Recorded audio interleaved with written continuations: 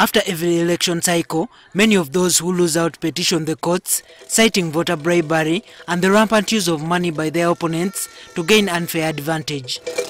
Indeed, the courts have nullified many elections on the ground of voter bribery. A number of studies by the Aga Khan Institute of East Africa have shown that many voters, especially the youth, have admitted that they would vote in someone who gives them cash for their vote. Now, a civil society organization, the Alliance for Campaign Finance Monitoring, has raised the red flag and plans to work with some legislators to draft a private member's bill to regulate the use of money in campaigns by introducing a limit on campaign finance. You have a highly commercialized political environment.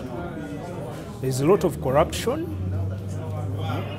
But all this is to the detriment of those that cannot afford big sums of money during campaigns. And that's why we need such a legislation. The country has nothing to regulate campaign financing. The chances are that campaign spending is going to keep growing and growing. The activists say the absence of such a law has contributed to low-quality debate in Parliament and poor service delivery, since the wrong people end up in Parliament and local government leadership. The candidates spend a lot of the money looking for votes, and after they are voted in, they find ways to recover their money at the expense of the public. Because many of them would then go and borrow money, others will sell their assets. Okay? When they get to Parliament, they will be preoccupied with doing things, including those that are fictitious, those that are illicit, okay, to get their money back.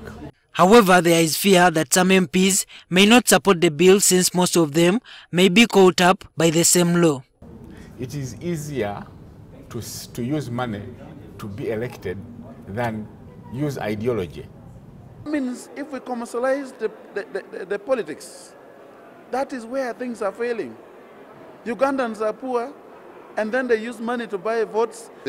Because yes, the money we spend is for paying allowances for agents and other people involved in our elections, but bribing people, nobody can afford it. Some of the proposed amendments to the Parliamentary Elections Act include no candidate nominated for election unless they present bank accounts details and financial statements. Candidates must submit election expense returns. Cash contribution limits set for individuals. Prohibition of campaign contributions by non-citizens. There is a concern that the proposed amendments target parliamentary elections, while the presidential campaigns that are heavily financed have not been considered.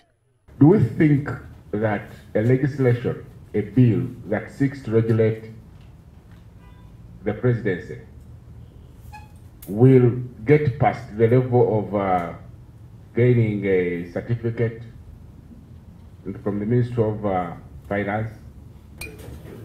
Juma Kiria, NTV.